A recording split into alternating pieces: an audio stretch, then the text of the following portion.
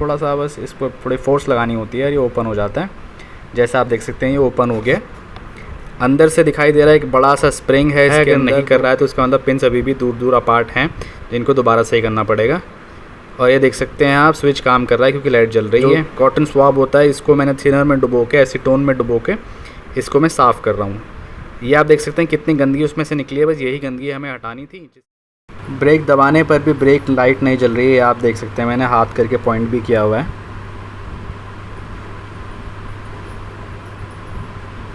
और ये देखिए ब्रेक दबाया तो लाइट जल गई, ब्रेक दबाया लाइट जल गई। इसका अंदर बिल्कुल ठीक से काम कर रहा है ये।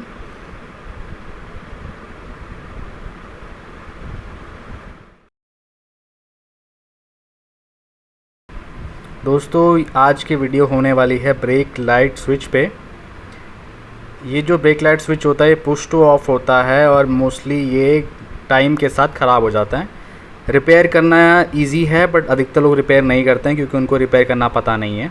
आज हम इस स्विच को ही रिपेयर करेंगे इजी। जो आपके 700 से 800 रुपये इस पे लगने वाले थे वो बच जाएंगे आज घर पे। यही आज का हमारा वीडियो। ये मैंने खोल लिया है वहाँ से। इजी इसको खोलने का तरीका इजी है। इसके जो कपलर्स थे वो खोलो और इसको नट से इसको ढीला करके निकाल लो। ये पुश टू ऑफ है जैसा मैंने आपको दिखाया। इस पुश टू ऑफ को आज हम ओपन करेंगे, डिसअसेंबल करेंगे और उसके बाद देखेंगे इसमें दिक्कत क्या थी और वही दिक्कत हम सॉल्व करेंगे। तो इसके जो क्लैम्प्स लगे हुए हैं इनको हिलाओ और इसको ओपन कर लो। थोड़ा सा बस इस पर थोड़ी फोर्स लगानी होती है, ये ओपन हो जाता है। जैसा आप देख सकते हैं ये ओपन हो गया। अंदर से दिखाई दे रहा है एक बड़ा सा स्प्रिंग है इसके अंदर, 2 पिन्स दिखाई दे रही हैं।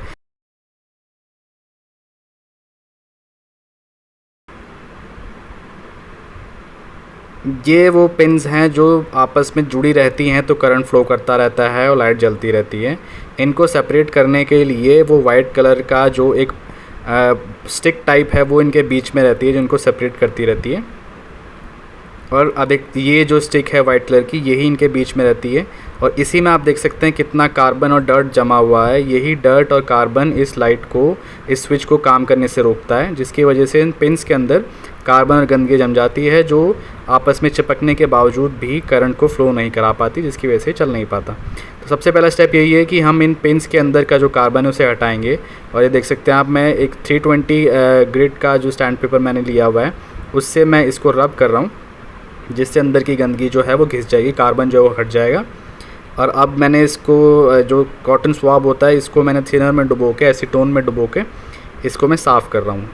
ये आप देख सकते हैं कितनी गंदगी उसमें से निकली है, बस यही गंदगी हमें हटानी थी, जिसकी वजह से अब ये स्विच काम करने लगेगा।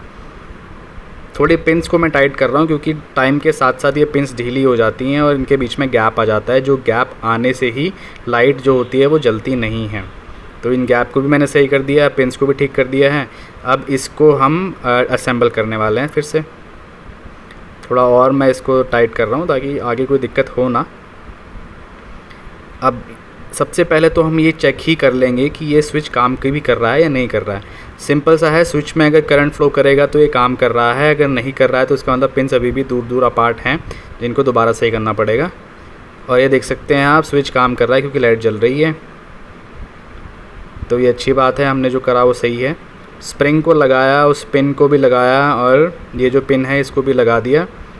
और इस तरह देख सकते हैं आप, जैसे ही ये पिन प्रेस होती है तो ये इनके बीच में गैप आ जाता है और जैसे ये पिन बाहर आती है इनके बीच में गैप जो होता है वो बंद हो जाता है, जिसकी वजह से लाइट जल जाती है। पुश टू ऑफ कहते हैं इसे। और ये बस हमने बंद कर दिया। ये जो स्विच है वो बिल्कुल ठीक हो चुका है, स्प्रिंग भी सही से काम कर रहा है।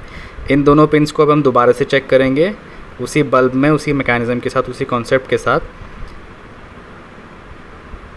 दोनों वायर्स लगा दी गई हैं और जैसे ही वो बंद है तो लाइट नहीं जल रही, जैसे ही आप देखोगे छूटेगा तो लाइट जल जाएगी। पुश टू ऑफ बटन यही होता है, जब तक बंद रहेगा तब तक लाइट नहीं जलेगी, जैसे ही खुल जाएगा तो लाइट जल जाएगी। इसका मतलब बिल्कुल सही काम कर रहा है और जो कि अच्छी बात है।